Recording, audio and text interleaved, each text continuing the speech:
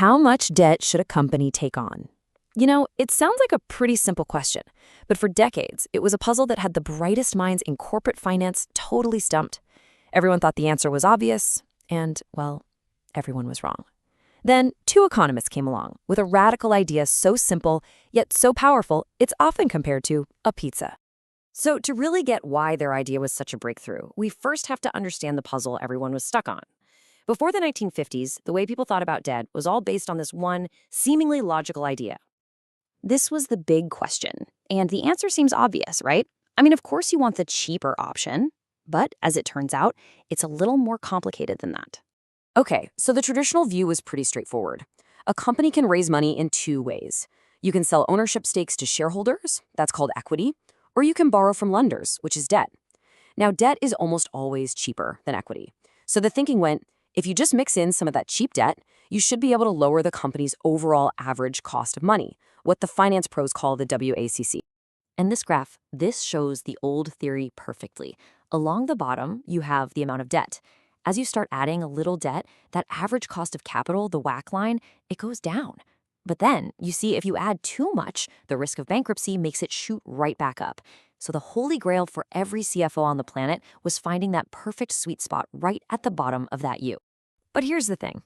In the real world, this beautiful theory just didn't work. Nobody could actually figure out where that sweet spot was. They were completely stuck. And it was all because of one big, unpredictable variable.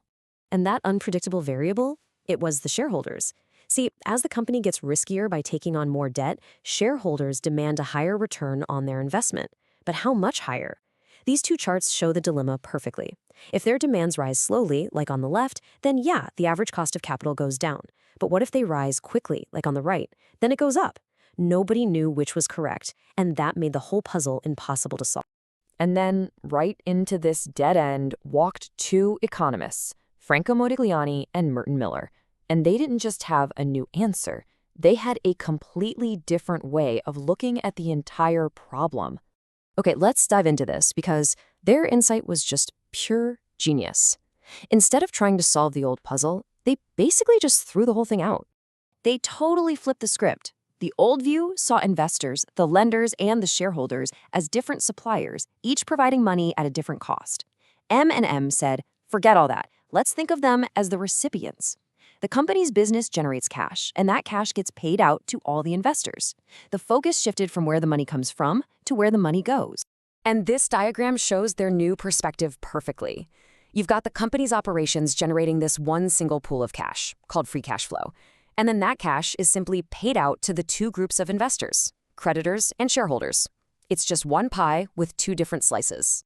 This radical new perspective leads to this powerful and honestly surprisingly simple conclusion, and it's often explained with a fantastic and delicious analogy. So the core of their argument is this. Think about it. If a company takes on more debt, does that change how good its products are or how efficient its factories run? Of course not. The business itself and the total amount of cash it spits out is completely independent of how it's financed. And that brings us to the famous pizza theorem. The total value of a company is determined by its total cash flow. That's the size of the whole pizza. So if the financing decision doesn't change the cash flow, it can't change the company's value.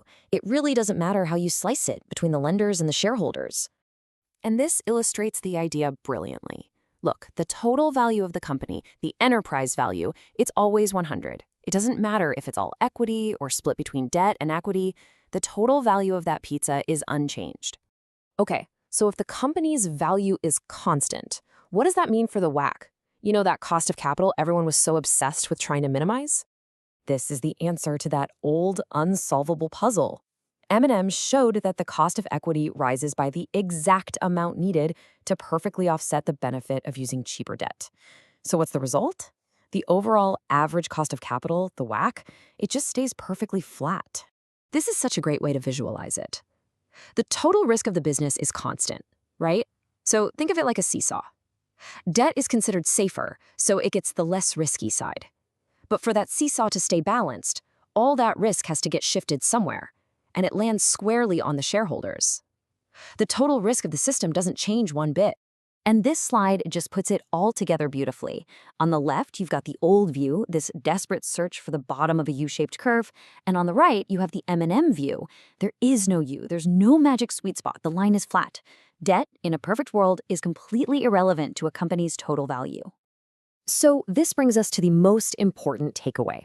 If debt is irrelevant in some perfect theoretical world, what on earth does that mean for making decisions in our messy, real world? And I bet you're thinking exactly this. Yeah, that's a nice theory for a perfect world with no taxes and no other problems. But we don't live there. And you know what? You'd be absolutely right. This is the most misunderstood part of their entire work. The true power of their theory isn't in saying debt doesn't matter. It's in creating a perfect baseline so we can see with crystal clarity which real-world factors do matter. It forces us to focus only on the things that break their perfect world assumption. And this is what M&M's theory really teaches managers. Stop the pointless search for some magical debt ratio. Instead, it forces you to ask two very practical, very real questions. First, since interest on debt is tax-deductible, how does borrowing money save us on our tax bill? And second, could taking on too much debt actually harm our business? Maybe by scaring away customers or, in a worst-case scenario, leading to bankruptcy? And that is their true legacy. By starting from a world where debt is irrelevant, we can isolate and analyze the real-world things, like taxes and financial distress, that actually create or destroy value. It gives us a clear, rational framework for making one of the most important decisions in all of finance. Which leaves us with one last thought to chew on. We know the size of the company's pizza doesn't change, but if you're a shareholder and the company decides to give a bigger and bigger slice of that pizza to the lenders, what does that do to your slice of the pie? That's the question M&M's work forces every single investor to ask.